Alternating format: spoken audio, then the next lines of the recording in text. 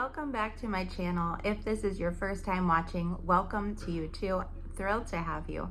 So what I am here today to talk about is the incredibly beautiful Chrysalis Throw by Jen Tyler. So this is actually video 2. It features part 2 of her pattern. And if you look down in the description, I will link part 1 where I talked about all that, my colors and so on and so forth. I will link also up here like a hyperlink that you can click so you can get to part 1 if you'd like to watch that first, or if you want to rewatch that. And then in the description I will also link where you can click to go to Ravelry and purchase the pattern or see examples of other colorways and things like that. Very affordable pattern, incredible videos to go along with the pattern. So I go into a little more detail about that in the part 1 video. So part 1, we completed the square, is what part 1 is called. And part 2 is called the block. So the idea is you can use part 1 as a square and piece it together in different ways. You can use it to create projects. You can also use the block, which is larger, to create projects, or you can keep on continuing on and make the throw. So I am making the throw, but part 2 is called the block. So let me show you what I have so far and we'll talk about that a little bit. Okay, so here is where we are at so far at this point. Now I just completed what is called round 3, but actually I've done much more than just 3 rounds on our original square. So let me just explain a little further. So if you look down here, where we ended part 1 was this turquoise here. That was the end of part 1. And then it was just a little square. So starting with part 2, we had round 1, which was this pink here. Round 2 was then this peach. And then round 3 is this flower. And it's called an indie round. Now this is not the first indie round that I have completed, but it is the first that I made the connection on what an indie round is. So an indie round means that it is independent of the other rounds. So for this flower here, I did it 4 times, once on each edge. So it's considered a round. It was round 3. It's an indie round, an independent round. But I actually, did many things here to create this flower. So now what I'm about to do, what is known as round 4, and I will go back to working around the block. So I'll get that done and I'll bring you back and show you what we're looking at. Also want to mention, I still haven't gotten to use my yellow yet. So that's the only color that I still haven't introduced in. You can kind of see some colors I'm using more than other colors, but so we're just waiting on that yellow. So this is my bag that I have been carrying my last couple projects around in. Nothing fancy, it's just a Goodwill, like that poly kind of bag. But I just keep a skein of every color I'm using and my instructions, and then just a little zipper pouch with like scissors, needle, crochet hook. That's a key I made for a previous project. And I just tote this around with me wherever I want to work. So let me show you what I have finished up here. Okay, so here is where we're at. It'll be different of a shape from the last time I showed you. This here, this going around the main circle was round 8. No, I'm sorry, it was round 6. And then after that, I had to complete these triangles, which were worked independently. So they were called an indie round, right? And they were called indie round it was considered round 7. And then each part of the round 7, which was this in its entirety, was labeled like by a letter. So we had A, B, C, and D, which was the green. And then I stitched them on, joined them. Now these flowers, they were in indie round, which we talked about, and they were also done in that manner, like A, B, C, D. Now these, I keep pushing these out, but they just really like to go back in. I'm not sure what's going to happen with those. You can see like this one here, it's really buried.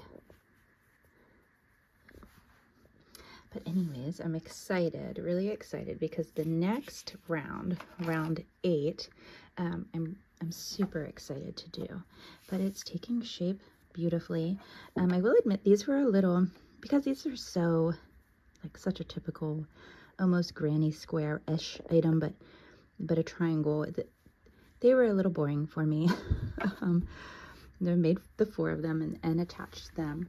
But I'm really looking forward to the next part. It is like a really neat flower that's going to kind of come out of here, and I'm excited to show you that. But here you have it. It was my first use of the yellow shade, so that particular color, it's the very first time you see it in the piece. So I was excited for it to make its appearance. Okay, well, welcome back to the Chrysalis here. I have just completed part 2, and I had so much fun doing it.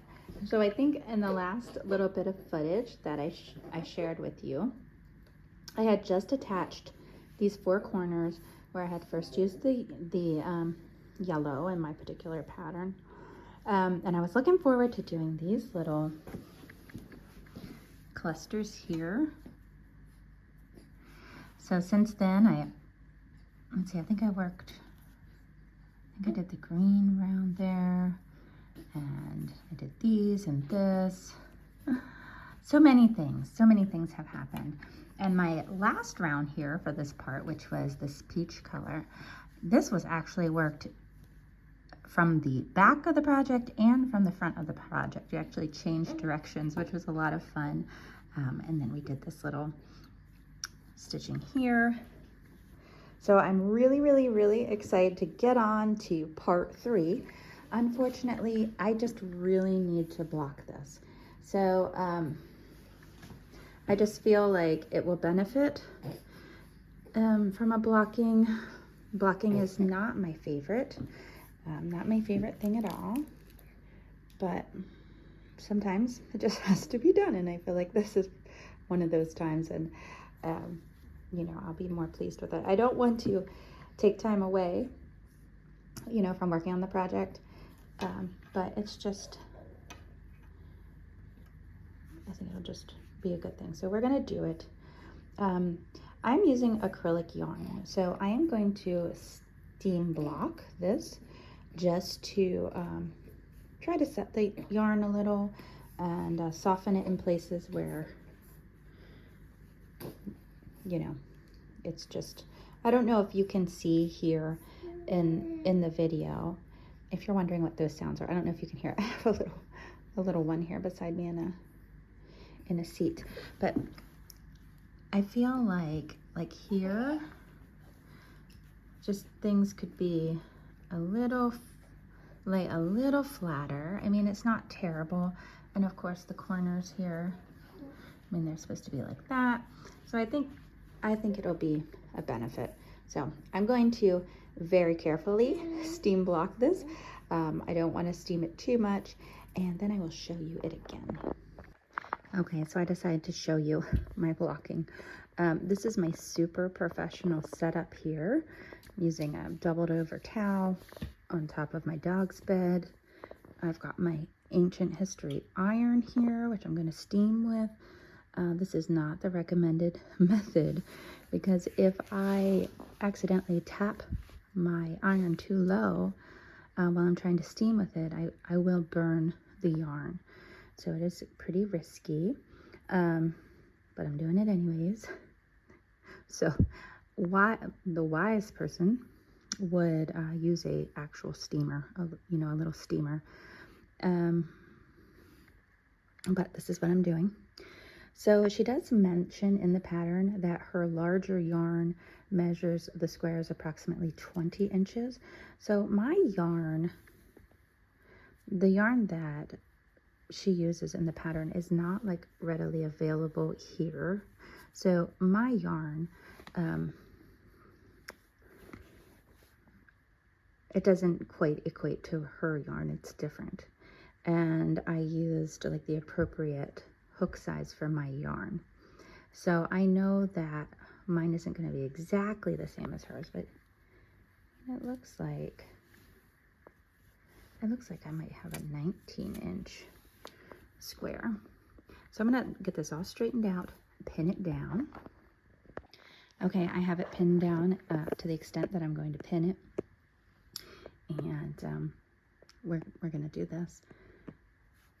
I will bring you back to see the final results now. Okay, so here it is, all blocked and dried and complete. The blocking definitely, like, I don't know if you could see before, but when I was doing this, it was just kind of bobbling around, and it's not doing that anymore. So I am super, super pleased and glad I took the time to do that step. So this part is known as the block, right? So I blocked it, but this was also the block. The original part 1 was called the square because you could complete that individual project with just that piece. But we're going on to make the throw. So here is completed part 2. Stay tuned for part 3. I'm so excited. I can't wait to go get started on it right now.